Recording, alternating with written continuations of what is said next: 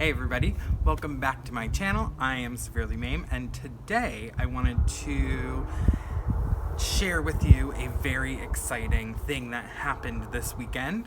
A local vintage shop was going through all of their boxes of stock and things like that, and decided to give me two 45-pound boxes of vintage clothing.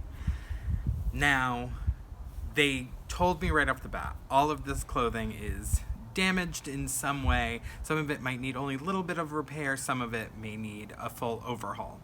But they gave it to me as a gift to work with and figure out what I wanted to do with all of it. So, that was extremely exciting. We went down and picked it all up yesterday, and it was two very heavy boxes, just as they had told me, and we spent the afternoon going through it all. So I've got a time lapse for you of us just going through the two giant boxes and just sorting through what there was. Now, I pulled the kind of more choice pieces and put them on hangers, and other things that I wanted more time to look at and decide what I wanted to do with it. I put those onto a tarp on the ground. So the things that I pulled for the most part were like 50s and earlier to put on hangers. And there was a decent amount of it. There's not a ton, but there's enough that I have some fun projects to come. But here I'm just going to show you us going through everything that we've got.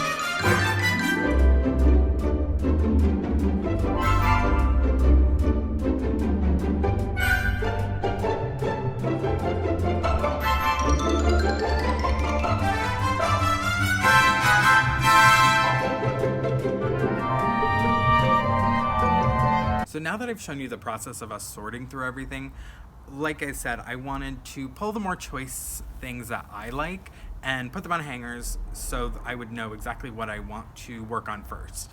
Now, like I said, there was a bunch of things that were damaged. He told me that right off the bat. Some things are salvageable, some things need a lot of work, some things aren't wearable anymore.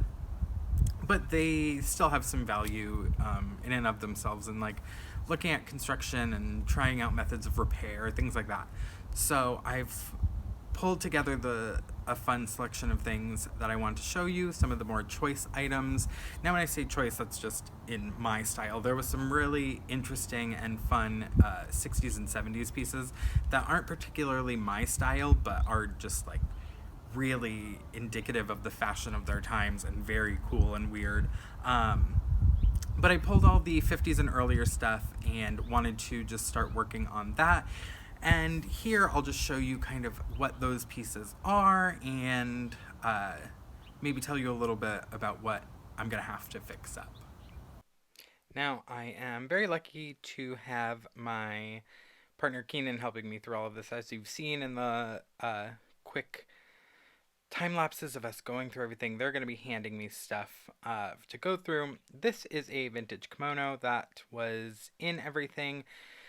I don't know the date of it. I'm actually not particularly sure how to date this, but it is very beautiful and might just stay in my collection for a long time because it's pretty and comfortable. It has a made in Japan tag, but I'm not sure how to date off of that. It looks almost reversible outside of the tag, but like I said, I'm not sure how to date that really. Next up, I actually have 4 different slips. I think all from the 40s and 50s. I think they all were paired with other dresses at one point and are no longer with them, of course. They didn't seem to be pieces that went with anything in the boxes that I got. But there's a really nice range of colors made from very pretty vintage satins. And I am not 100% sure if I'm going to do the little repairs that they need and sell them individually or keep them, or some have some like really big stress pulls on the seams and things. So I'm like, I might take those apart and repurpose the fabric into making something vintage, like a little tap short and bralette set, something like that for myself. Um, this one I specifically wanted to show you the interior of because I think that this was the main body of a dress from the 40s or 50s. There is, which I was struggling to find here, a metal zipper in the side. It is all boned and has snaps along the bust, which makes me believe maybe that there was like a sheer overdress that snapped into it or something to that effect. But all the bones are built in. There's a metal zipper down the side. These pleat details remind me of a 40s pattern that I've worked with a couple times. So I think that one could be 40s or early 50s.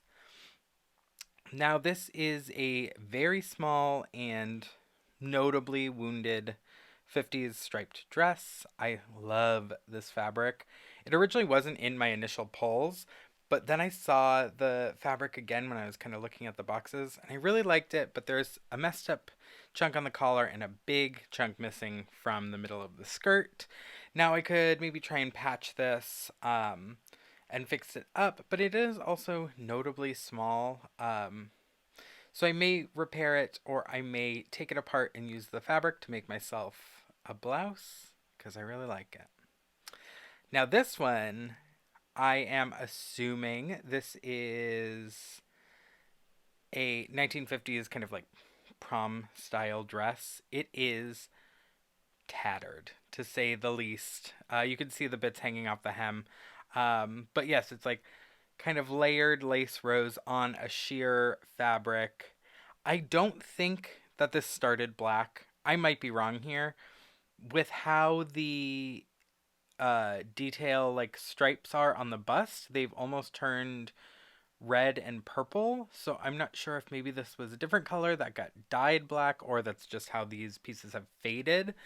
But yeah, 50s frilly dress that is seen much for better days. I don't even know exactly what I'm going to do with that one because I don't even know what's salvageable from it. The entire thing feels like it's kind of dry rotting.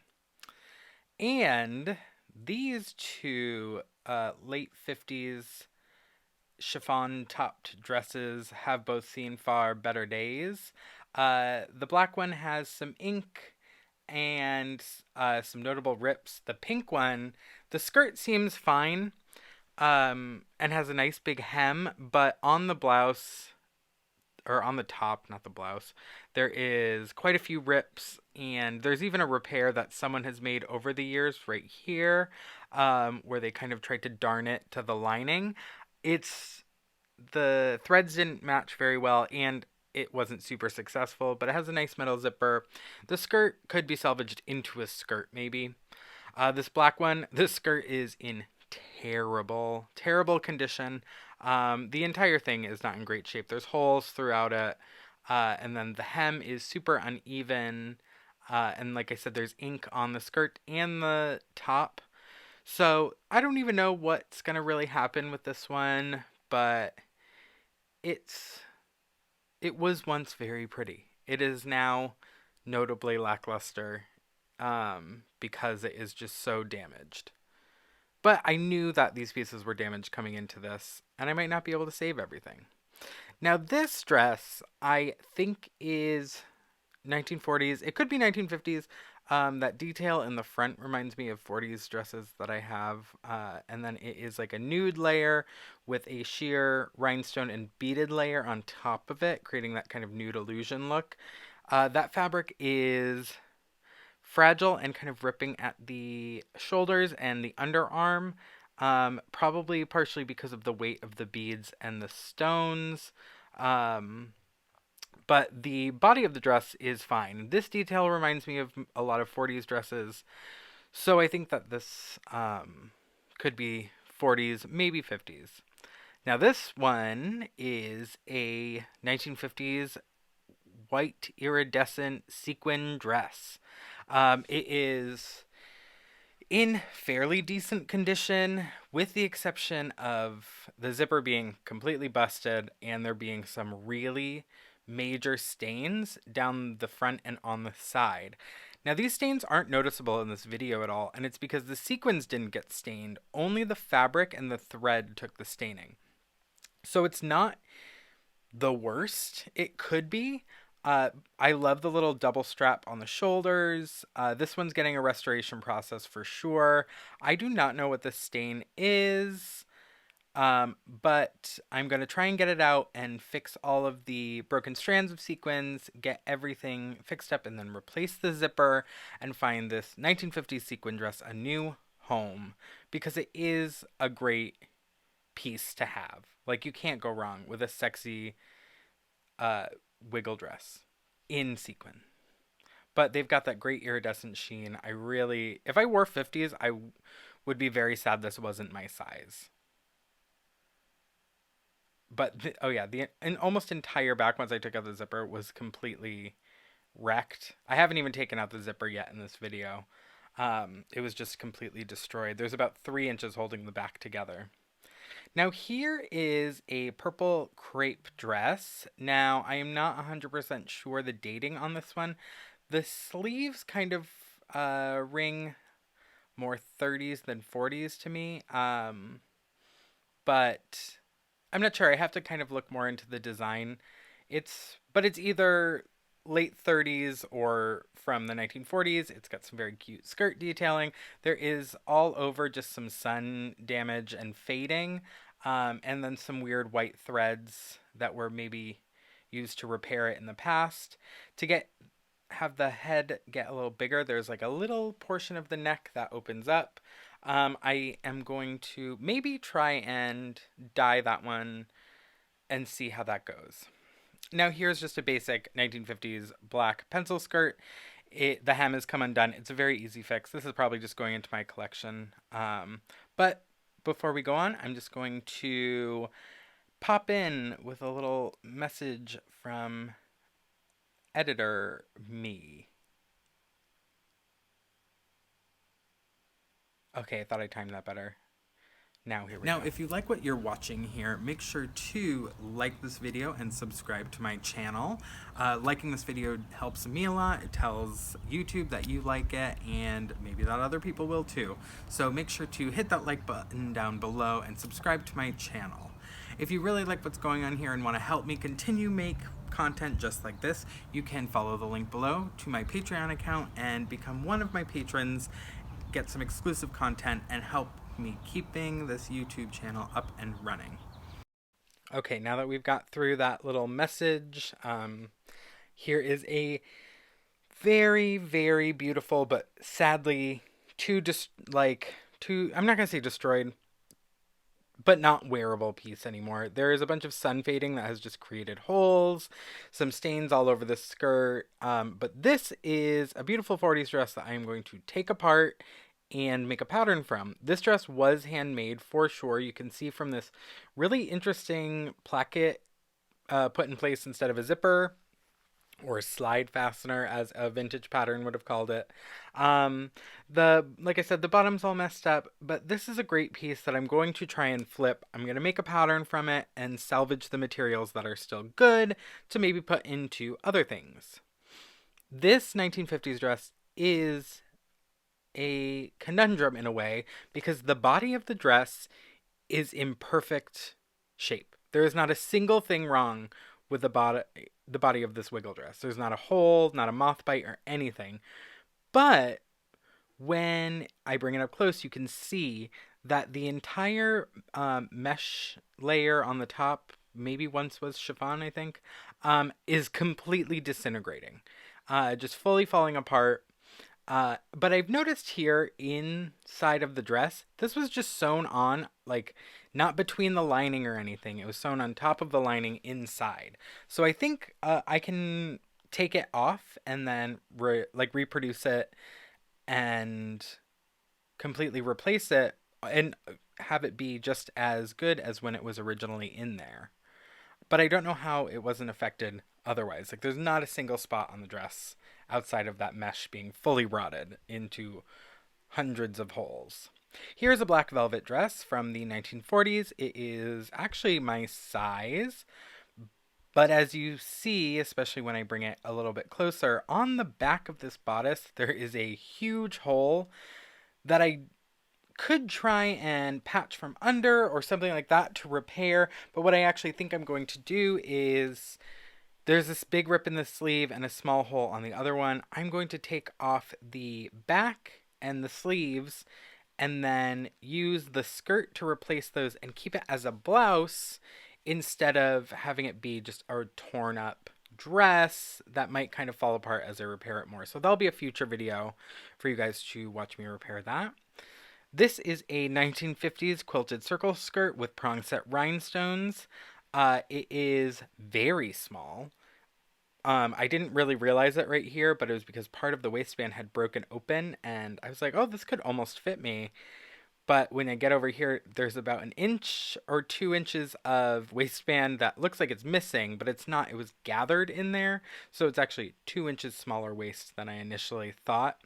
But it is, at quick glance, you're like, oh, all I have to do is fix the waistband, but I'm going to give it a soak and see if all of these stains on the inside come out, and then I will replace the, not replace the waistband, but I will fix it. There's nice pockets that need only a little bit of repair. Some of the quilting is coming out, and I'm kind of debating on going back and fully fixing that. This is a 1980s dress, but it's very 1940s in style. It has a like dolman sleeve, which is really common in the 30s and 40s. It's made of wool, which I really like, and has that front detailing that the other late 40s dress with the nude illusion that I showed you earlier has. There is some big moth or cigarette burn holes right in this front. This could be a great casual dress. I'm keeping it for myself. I hate the very 80s edition of that cuff, but there is pockets, which I really do enjoy, of course. So I'm going to figure out how to fix that one up and make it wearable. Now on to the wedding dresses. I got two wedding dresses in this. This one is a 1950s wedding dress with a 24-inch waist. It's very yellowed. It's obviously seen much better days, but there is such beautiful detail on this one. I initially was like, oh, there's probably nothing I can do with this. Like, it's so much fabric. It's so yellowed. It's so small. Is this really worth putting time in to save? I actually still haven't made that call. Here you can see that it is all buttons down the back with loops on the other side. They're all like self-covered buttons. It's really nice with lace detail all over it. Here when I open it up, I'll show you that the entire dress is lined in Pellin, which is like an interfacing that's kind of papery. And if I soak it, there's a very good chance all of that Pellin will just dry and flake off. And then if I do soak it, I'll have to take off all these buttons because there is metal on the underside of them. But this lace that's on it is really interesting and actually all stuffed with cotton. I'll maybe show you guys that one again in the future, but here is kind of one of my favorite pieces from this. This is a 1940s wedding dress, I think. I haven't put a ton of time into looking at this one because it is, again, a small wedding dress, and I don't know how much demand there is for these vintage wedding dresses in tiny sizes, but it's got beautiful gathered bust detail, and then in the back, it's got like a bit of a train, which I don't know why I'm trying to show that. It doesn't really work. And then the sleeves come to a very cute point, which, yeah, no, I really, really love this dress. I think that if I found someone the right size for it, they could even go and dye it another color and just have a very pretty, like whatever color dress they wanted. But this was the end of the things that I pulled. There's so much more still, but this is just what I wanted to show you here, ending with this very beautiful vintage wedding dress. So that's the what I pulled from the lot to show you guys. Now some of these pieces are going to become videos where I show you what I'm doing for repairs. Some things are going to get totally remade. Other things are going to get taken apart for patterns, and then I'm going to see if I can do a repair job on them. So there's a lot of future videos coming just from these boxes of clothing. The things that aren't particularly my style, I'm going to maybe clean up and do repairs on and maybe sell or give to friends, things like that. But their fate hasn't been completely decided yet. There's so much to go through that I haven't really been able to process everything and like look at it really closely to figure out what era and things like that. But for the most part, I think I've got a good general idea of what's there. But all in all, that is the excitement I had this weekend. I was really excited to show you guys, and I wanted to make sure to film all of the process so far just so you guys could see it and see what might be an upcoming video here on my channel. Make sure to like and subscribe if you enjoyed today's video. Thank you so much for watching. I'm Severely Mame, and I will see you next week.